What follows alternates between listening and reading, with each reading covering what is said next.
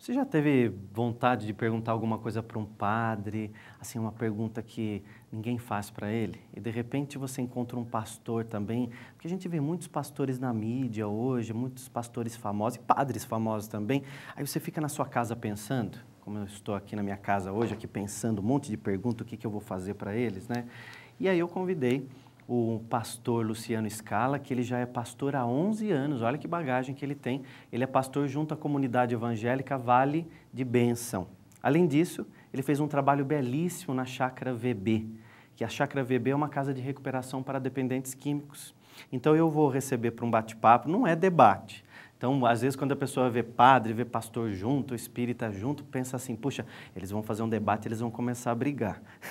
É muito pelo contrário, somos todos irmãos, né? Com apenas um único chefe, todos nós. Então, vou receber, para começar o nosso papo, o pastor Luciano Scala. Cadê o pastor Luciano Scala? Pastor, muito obrigado pela sua presença. Tudo bom? O senhor que é um amigo muito querido de muitos anos já. Prazer estar aqui. Eu conheço o seu trabalho, belíssimo. Senta aqui. Pastor, por favor. Obrigado. Porque eu vou receber um colega nosso também, né? Com certeza. Um amigo muito querido que veio também para bater papo com a gente hoje, que ele é um padre também, um padre muito jovem. E às vezes as pessoas falam assim, olha, está chegando aí um padre. E as pessoas falam assim, o padre é jovem, né? Quando ele chega. Então, na verdade, é um padre, é um reverendo, o reverendo Quirilos. Então, esse reverendo Quirilos, ele é da Igreja Católica Ortodoxa. Ele também é diretor do projeto Recanto Vida Nova, que também trabalha com dependentes químicos, que hoje também eles vão falar um pouco sobre esse trabalho, né?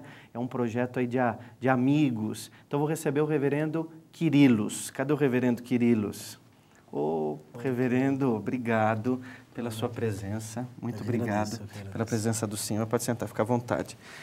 Vou chamar vocês de senhor ou eu chamo de você? Como é que eu chamo um reverendo? Como é que eu chamo um pastor? Como somos amigos, você. Você? Melhor. Então tá bom. Então fica um papo mais gostoso, né? E de vez em quando escapa um senhor também.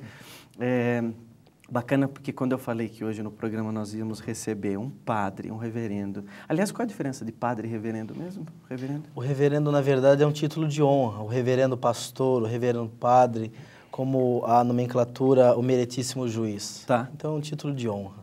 É um título de honra. Sim, sim. Muito então, usado algumas décadas atrás pela Igreja Romana como reverendo, né? Então quase não se chamava o presbítero, o padre. Se falava, o reverendo está chegando na cidade. Tá.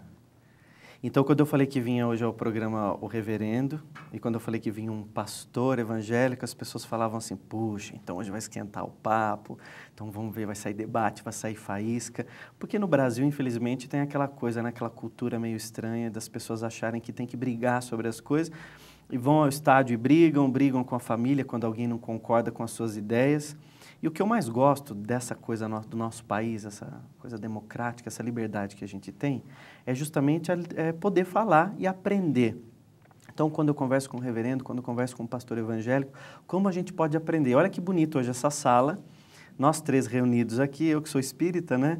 Conversando então com um reverendo e conversando com um pastor. E os três juntos aqui, jovens. Eu sei que vocês têm um trabalho belíssimo também com dependentes químicos, que daqui a pouco eu vou perguntar para vocês do trabalho, mas eu queria saber do pastor, né? Dentre tantas coisas que nós temos hoje de liberdade no país, por que ser um pastor evangélico? De onde vem isso, hein, pastor?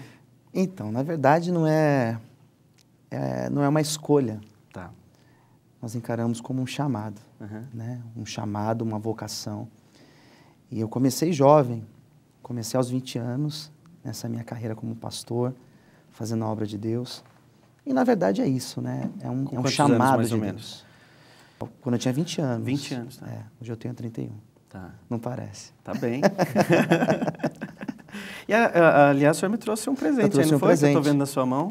Esse é o livro. Esse aqui é o seu primeiro livro. Correto. Chamado Pensamentos e Reflexões, Aprendendo a Lidar com os Conflitos da Vida, Isso. do pastor Luciano Scala. E aqui você conta um pouco da sua história também, como pastor? Sim, coloco algumas reflexões e nessas reflexões eu coloco, sim, um pouco do meu testemunho, das minhas experiências com Deus. A sua família é toda evangélica? Pastor? Não, nem todos. Tá.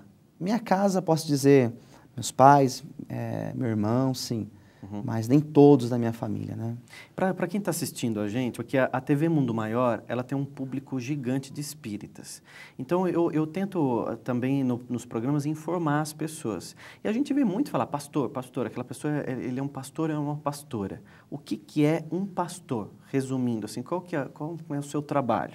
Porque as pessoas pensam assim, o pastor, então, ele trabalha numa empresa, ele vai lá na igreja e ele prega. Não é isso, é o trabalho do senhor é ser um pastor, durante o dia todo, durante os finais de semana, o senhor vive o pastor. Eu vivo, assim como 100% do meu dia, isso. Como padre, padre, é padre. Né?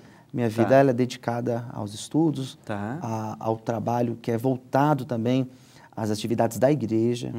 Então tem a casa de recuperação, tem um trabalho que nós fazemos no presídio, com moradores de rua. Então é um trabalho 24 horas. No meu caso, sim. Eu já estive com o senhor em algumas outras ocasiões, sim, que nós íamos visitar instituições, ONGs, isso. E o seu celular não para um minuto. E aí eu falava, pastor, mas o que é esse celular que não para? Ele falava, são as pessoas que ligam, às vezes para pedir uma oração, para pedir, daqui a pouco nós vamos falar sobre isso também. Certo. E padre, o seu trabalho é parecido, assim, com o do pastor? 24 sim. horas... através do projeto Recanto Vida Nova, há 15 anos, esse projeto no bairro do Ipiranga, em São Paulo, tem tirado homens em situação de rua da drogadição. Né?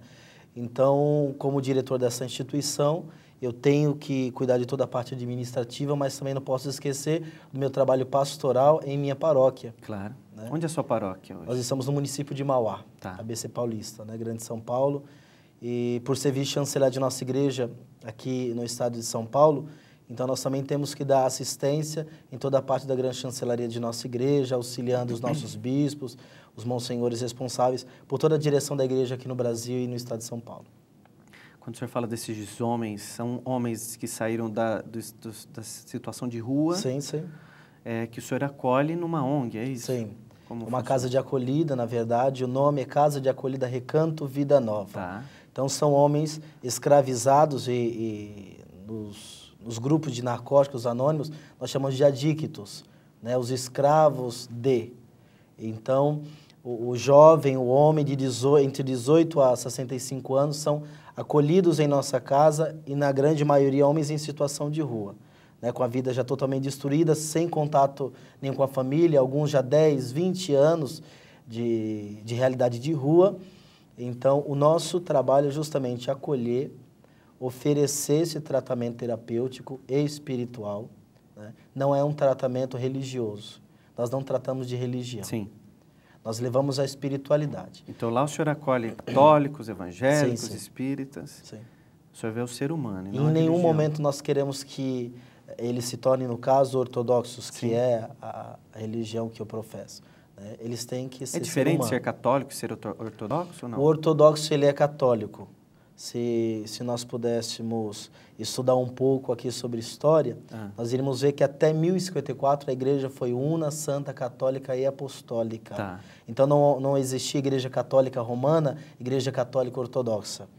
Esse título, Igreja Católica Ortodoxa ou Igreja Católica Romana, surge através de um cisma de 1054, entre o Oriente e o Ocidente. Até aí era Igreja Católica e Apostólica. Católica vem do católicos, do grego, que significa universal, e apostólica, que é fundamentada nos apóstolos. A partir desse cisma, a Igreja do Oriente grita, nós somos ortodoxos, ou seja, orto, correto, né? E doxa, fé. Nós somos da fé correta. E os do Ocidente gritam, nós somos romanos, nós somos da Igreja de Roma. Padre, o senhor não tem vontade de casar, não? Eu vivi essa realidade do casamento. Já foi casado, então? Vivi essa realidade do casamento. E os dois decidiram justamente que nossa vocação era outra, né? Hoje ela é uma pessoa casada, uma pessoa maravilhosa, Neide, né? E eu voltei a essa realidade da vocação. Né? Por quê? A Igreja Ortodoxa, ela vive a realidade do sacerdote celibatário e do sacerdote casado. O padre não pode casar, mas o homem casado pode ser acolhido sim. No sacerdócio. E no meu caso, eu ia ser um sacerdote casado. Mas quando estava no decorrer desse discernimento vocacional, nós decidimos nos separar. Hoje nós somos grandes amigos. Né? Deixa eu só fazer um gancho. Um homem solteiro pode ser pastor, não? Pode. Pode? Pode ser. Nem todas as igrejas aceitam. É, né? porque eu já vi isso também. Mas uma maioria sim. Tem igreja que eles falam assim, ele não é casado, ele não pode ser pastor. Sim. Mas pode Tem ser. isso também, não tem, pastor? Tem. Como que o senhor Mas vê não isso? são todas, né? Por que será que tem isso? Eu particularmente não vejo a necessidade. Tá.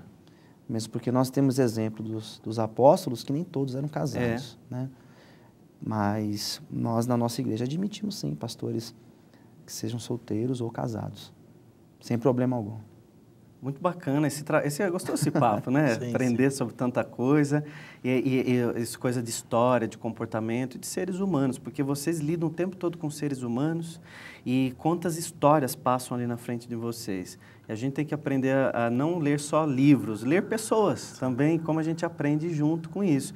E eu, depois do intervalo, tenho umas perguntas mais quentes para fazer para vocês, porque o primeiro papo, assim, tem que ser uma coisa mais leve, né? Mas depois a gente começa a perguntar outras coisas para a gente começar a pensar. E eu vou perguntar para eles daqui a pouquinho se eles acreditam mesmo que Jesus volta para a Terra, se eles acreditam em demônio, em espírito, se acreditam em corporação, macumba existe mesmo, né? Tem tanta coisa para a gente pensar. O que será que um padre pensa, um pastor pensa sobre isso?